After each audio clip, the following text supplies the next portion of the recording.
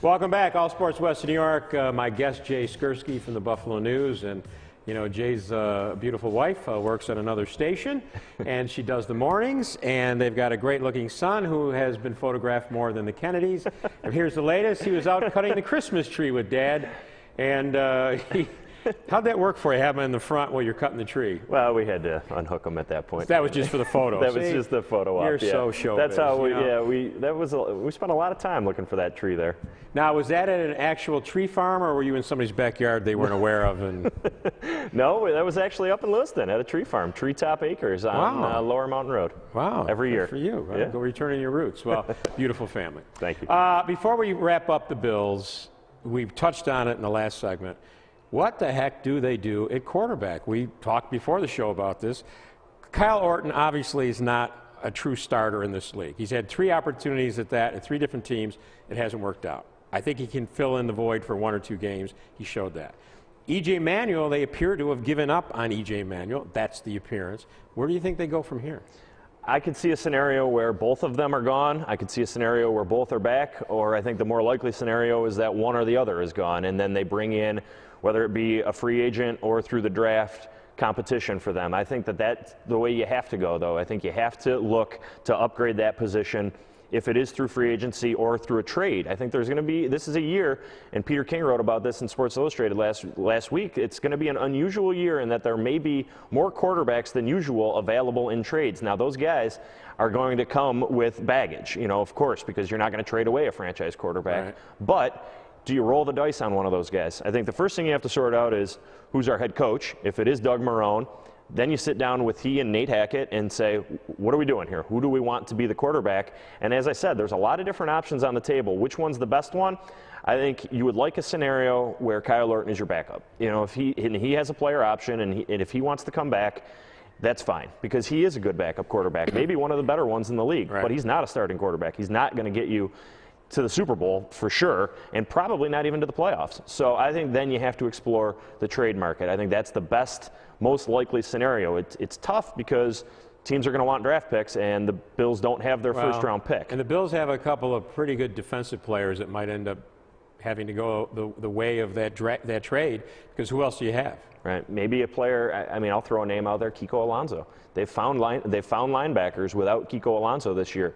Is he a guy that a team might be interested in? Very possibly, you know, right. And that's the type of way that I think you're going to have to approach this. I think you're going to have to get creative, and we don't see player-for-player trades very often, but maybe Doug Whaley can figure something out. I will give him credit. He found Jerry Hughes in a trade, so he's got a little bit of experience in identifying players and acquiring them that way. He did a nice job with that. He's going to have to do it again if it's indeed him making the decision. Okay, we got 3 minutes. Let's talk Buffalo Sabres. Suddenly, over the last 3 weeks, they've become much more competitive. Actually, have gone on a 3-game win streak. Ted Nolan. I think Ted Nolan's in the worst possible position as a coach, because if he loses, that's good for a draft pick, but it doesn't reflect well on him. I've already heard murmurs inside the organization about a month ago when they were really struggling.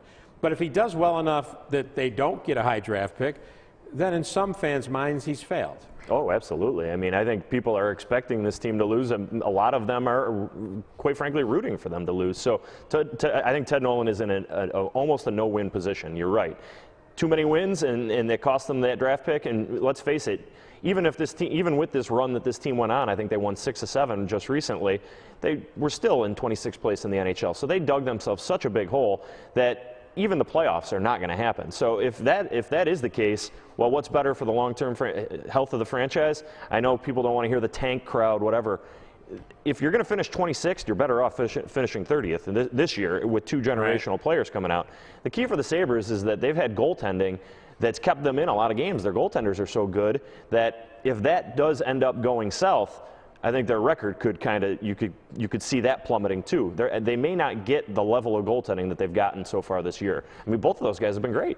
Well, let's face it, this team has been blessed in that they had Ryan Miller, and then before him, the best goalie possibly in the history of the game, Dominic Hasek. Any playoff success they've had over the last 2 decades was basically because of the goaltending they've had. So that's not unusual for this franchise. Yeah, and you look at the defensemen that they've got in Zadorov and Ristolainen and even Tyler Myers are all young guys. So there's a lot of pieces there that you hope can really develop. Even guys in Rochester like Pesic and Ruedel, Jake McCabe. So they're deep, I think, as a franchise at defense. It's what are they doing up front in the top 6 forwards, and I think that's why there's been so much attention paid to the draft and the possibility of McDavid or Eichel, because you can see it coming together if they can get some scoring. They've got to find guys that can put the puck in the net. Yeah, well, they're just like the Bills. You know, if you can't score points, it's hard to really take the team anywhere. Jay, it's been great having you on the show. I hope you have a great Christmas with your beautiful family.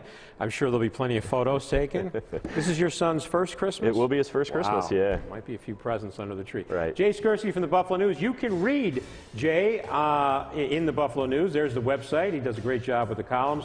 And, you know, you cover the Bills. You're pretty much able to cover what?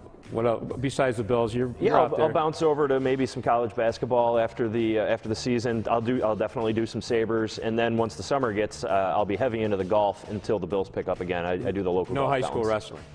Not as of right now, but hey, you never know. I try to wear as many hats as I can over there. You hone your trade, maybe you'll be good enough to cover high school wrestling. Hey, does Jim Kelly want to be a coach for the Buffalo Bills? When we come back, we'll find out.